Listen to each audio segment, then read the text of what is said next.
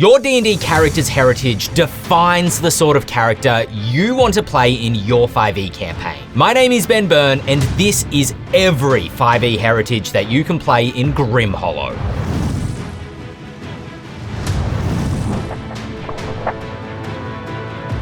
In Grimhollow, the gods are dead, and their legions of angels have been downcast from the heavens to live as mortals on Earth. And this trauma has stayed with you ever since. You were once part of a heavenly legion, but most of your divinity has been stripped away from you. Do you try living up to your dead god's ideals, or has being downcast embittered you? As a downcast, you are resistant to necrotic damage and can provide minor healing to yourself and your allies. You are also more tireless, able to rest through meditation. You can choose cleric cantrips or first level spells to know when you choose this heritage, and they usually reflect the god you once served. So cure wounds for a protective deity, or guiding bolt for a god of war. But downcast are susceptible to corruption, and perhaps you switch your allegiances to an archdemon. Choose a downcast if you want to play a character who's similar to either an Aasimar or a tiefling.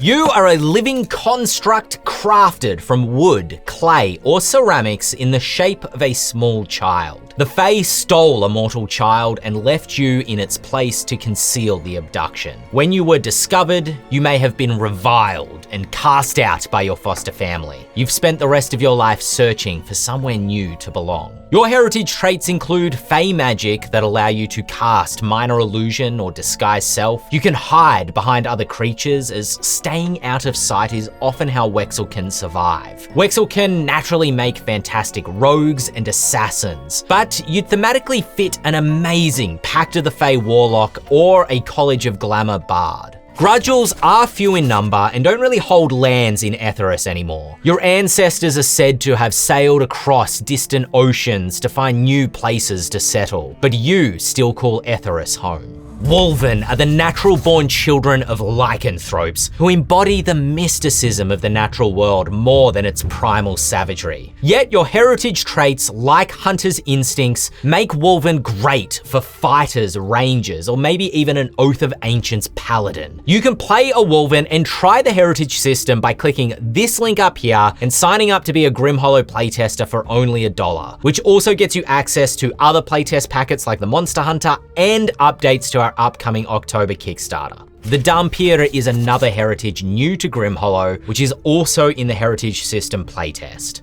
Vampires cannot rear a living child naturally, so Dhampir are abominations. You may be the result of a dying child revived by fell magic, an apothecary who's mixing herbs with vampire blood, or perhaps you failed to discover a cure for vampirism. Your heritage traits empower you to gain temporary hit points by draining your prey, attacking them with your fangs. Naturally, you have dark vision, and you're also very good at climbing walls unaided. Yet, you suffer none of the flaws of a vampire transformation. You're not sickened by sunlight or harmed by running water. Yet, if you choose this heritage, you are reviled as a monster all the same. Humans in Etharis are fearsome combatants with heritage traits like Awesome Critical, which inflict extra damage when your melee weapon attacks crit. But humans are also natural athletes and explorers, with traits like Fleet of Foot for faster movement and a natural proficiency with the survival skill. Elves were among the first people to dwell in Etharis, believing they're descended from the Archfey, who they honor as deities. Yet elven history is filled with sorrow. The elven homeland of Caer Neida in southern Etharis was taken from them during the era of expansion. They retreated deep into their forests to avoid annihilation. Today, elves live mostly harmoniously alongside humans in the jointly held Shano Kingdom, but they have also spread to all corners of Etharis. Yet, they have never lost their connection to the primal world or the Fae.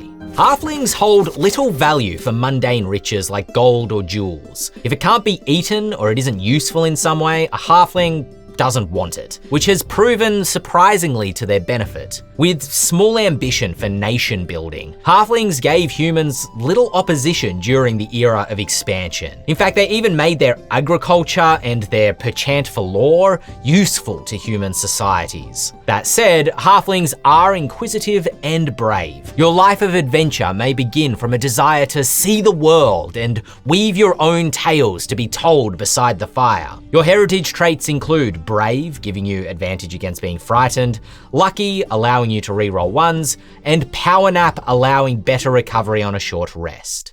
Beneath the seas of Etharis live the Laneshi, an aquatic heritage that are incredibly alien to those living on the surface. Their culture is infused with dreaded necromancy. Many Laneshi are born twins. The firstborn is inducted into the mystic caste, while the other twin is sacrificed and their soul bound within the body of the other. Each member of the mystic caste therefore possesses two souls, one living and one dead, giving you spiritual visions and heightening your necromantic abilities. Your heritage traits allow you to learn one necromancy cantrip from any spell list, and your twin's spirit protects you against psychic damage and makes you difficult to stun or incapacitate. Dragonborn are both feared and admired in Etharis for their powerful resemblance to dragons. Your booming roar and elemental breath make you innately formidable. Yet, though you believe you're descended from dragons, Dragonborn lost faith in their own gods centuries ago. Many of your kin are now devotees to Etharis's arch-seraphs. Your firm influence and faith give you proficiency in religion and intimidation. You would make for a forbidding paladin or agent of the Arcanist Inquisition. Before the God's End, the city of Olmir's Gate dreamed of opening a portal to the heavens. Instead, their entire city was ripped into the ethereal void between realms. You have returned from that city disembodied, your physical form trapped between two realms. You appear partially incorporeal, yet you are certainly alive. Your heritage traits allow you to temporarily fade into the ethereal plane to move around unseen, and you can also step out of phase, which makes you better able to avoid incoming damage. Many citizens of Olmir's Gate were arcane scholars, and so you gain proficiency with Arcana. Disembodied make for powerful mages, but they're also really great for making an arcane trickster. The Dwarven kingdoms were once powerful in central Etharis long ago, but they were forced to retreat within mountain fortresses during the era of expansion. While some Dwarven cities have capitulated to human governance, others were rescued by their own ingenuity and the rich metallic resources of the mountains. Today, Dwarves are among the most prosperous folk in Etharis, though they're most populous in their ancestral fortress cities of Stellenwald and Grabenstein. A dwarf is as tough as they are stubborn, resistant to poison as you'd expect playing 5e, but you also gain more hit points than other heritages, which continues as you level up. Gnomes are thought to be distant cousins of dwarves, and likewise took shelter in Grabenstein and Stellenwald during the era of expansion. Gnomes are famed for their inventiveness, credited for the advent of explosives that democratized destruction on a scale previously only accessible via magic. Yet gnomes have a connection to the natural world, and you're able to communicate simple ideas with beasts and plants, which may suggest you have a common ancestor with elves or fae as well. Tales describe Ogresh as solitary wise figures who serve as mentors and advisors to heroes and kings. But in truth, very few people have actually met an Ogresh in person. Though much mythologized, the stories about Ogresh are not without merit. Your focused mind makes you difficult to charm, yet you are a calculated listener. Ogresh are able to charm and manipulate others simply with words, building your reputation as wise and trustworthy. Ogresh make excellent spies and bards, and they may appear in your campaign as a wise or cunning NPC who could offer you much aid. But, as with many folk in Etharis, their wisdom comes with a price. The Dreamers entombed themselves in magical slumber aeons ago to escape some long-forgotten calamity. Discovered in Dwarven mountains, they have since awoken. Yet having slept for so long, you can't recall which of your memories are real and which are merely dreams. Your history is a mystery to even you, which may unfold during your adventures. Dreamers can touch the dreams of others, learning secrets from other creatures. You can also recall proficiencies that you forgot that you had, or perhaps you learned them in a dream.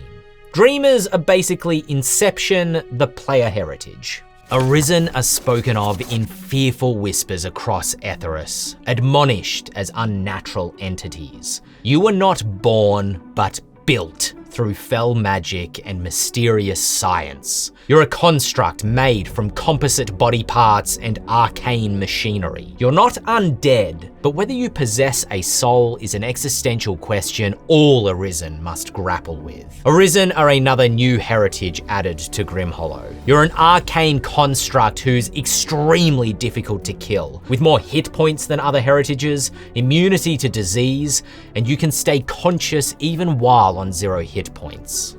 Like the Dhampir, Disembodied, or Arisen, the Accursed is not a culture or species in the traditional sense. You're an individual whose creation was entirely unique. You may have a raven's head and feathers, and you were hatched from a petrified basilisk egg beneath a blood-red moon. Or perhaps you scorned a Fey Queen by turning her away from your banquet, and she has gotten you back by turning you into a hideous beast. Playing an Accursed is a way to build a unique character concept using any of the heritage traits, yet giving them a backstory that still fits within your campaign world. You don't even have to have a curse or some tragic backstory. It might just be a way for you to construct a lizard folk that fits within Etharis. Watching this video here will teach you how to create characters using the Grimhollow heritage system, or you can sign up to playtest the system for yourself by clicking this link here. Let me know which heritage you think deserves an entire video to itself, deep diving into its lore and how to play it in 5e.